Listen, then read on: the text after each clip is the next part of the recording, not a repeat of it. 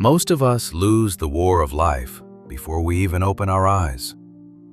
You don't lose the day after a long shift. You lose it in the first 5 minutes after waking up. The moment you hit snooze for the third time and reach for your phone, you've already handed control of your day to someone else. 7:45 a.m. Maso's room is still dark, except for the cold blue light from his phone hitting his tired face. Maso is 30, a promising marketing manager, but right now, he looks like a man who has already lost a battle. The fourth alarm goes off. Instead of getting out of bed, Maso's first move is to scroll. He scrolls through dozens of unread emails, negative news, and photos of other people's perfect lives. Before his feet even touch the cold floor, his brain is already heavy with the world's problems. I'm falling behind, Maso thinks. A quiet anxiety tightens his chest. 2 p.m. at the office. Maso stares at his screen. His third cup of coffee is empty, but his mind is still covered in a thick fog. He remembers that side project he promised to start 2 years ago, an AI content channel, the freedom he dreamed of. But right now, even replying to a simple text feels exhausting. Maso isn't lazy, he's just empty. He asks himself, where did all my energy go? 11 p.m. Maso is on the sofa. The TV is playing a movie he doesn't even care about. He picks up his phone again. He knows he should sleep to wake up early, but he can't let go. This is the only time of day no one is telling him what to do. He's trying to reclaim his time by staying up late, scrolling through meaningless videos.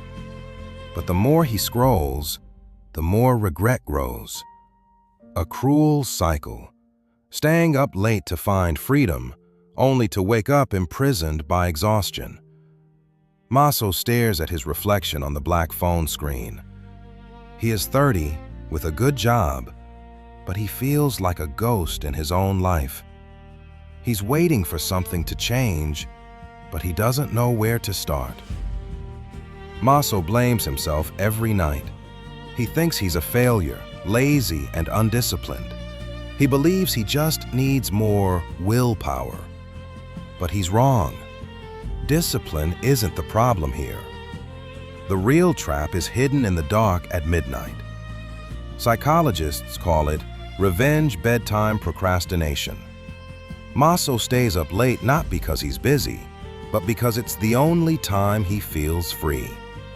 Under the blue light, there's no boss, no deadlines, no pressure. But it's a cruel trade. He's stealing tomorrow's energy to pay for a today he didn't actually live. What was Maso's biggest mistake? He saw waking up at 5 a.m. as more work in an already busy day. He didn't realize that the second he checked his notifications, he put himself in a defensive stance. Before even taking a sip of water, he used his entire brain to react to other people's demands. By 8 a.m., his decision battery was already empty. He lost the war before it even started. Most of us are like Maso. We fear the silence of 5 a.m. because there is no one else to blame there. No notifications to hide behind. Just you facing yourself. Why does this keep happening? Why do you choose a familiar tiredness over a strange, powerful freedom? Are you really resting? Or are you slowly killing your potential in the dark? Why 5 a.m.? Is there something holy about that hour? Why is it different from 11 p.m. when the world is also asleep? Let me explain with an image. Imagine your mind is like a snow globe. All day long, the world shakes it. Emails, bosses, social media. It stirs up the snow. When the snow is flying, you can't see anything. It's just a white blur. That's why Maso feels exhausted at his desk. His mind is covered in the world's noise. But at 5 a.m., the globe has been sitting still for hours. The snow has settled. For the first time all day, the water inside is crystal clear.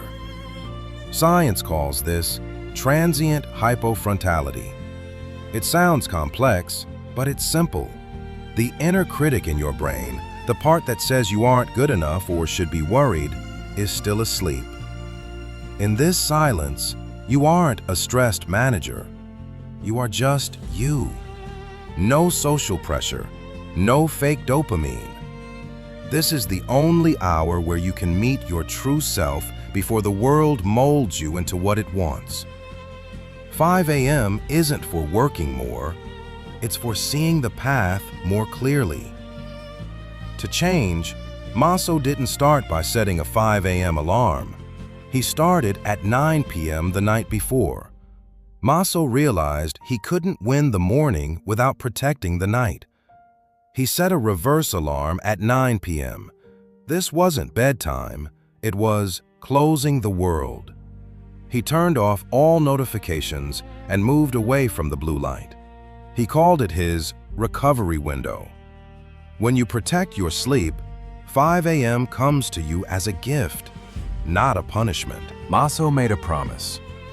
The first 60 minutes are sacred. No phone. If you touch your phone first thing, you've handed your brain to a billion-dollar algorithm. Instead, Maso uses this hour to own himself. He is the driver now, not the follower. He splits that hour into 3 parts. 20 minutes to move, to wake up the body. 20 minutes to reflect, sitting in silence or writing a journal. 20 minutes to grow, working on that AI project he almost gave up on. The difference? Before, at 8 a.m., Maso woke up anxious. Now, at 8 a.m., Maso has already finished his most important work. He walks into the office with calm confidence. He is no longer a ghost. He found his voice in the silence. Maso didn't become a millionaire overnight, but he stopped feeling like a shadow in his own life. He found himself in the stillness of the sunrise. If you're still watching, you aren't lazy. You aren't undisciplined. You just didn't know the trap was there. Today is the day that changes. If you're ready to stop living as a shadow in your own life, comment the word awake below. Not for me, but to remind yourself, I see the trap. I'm stepping out. This is how the real ones recognize each other. Not because they are perfect, but because they've decided to stop lying to themselves. Every week on this channel, we don't talk about being more productive. We talk about finding yourself again, one morning at a time. If that's what you're looking for, you're in the right place. I'll see you at sunrise.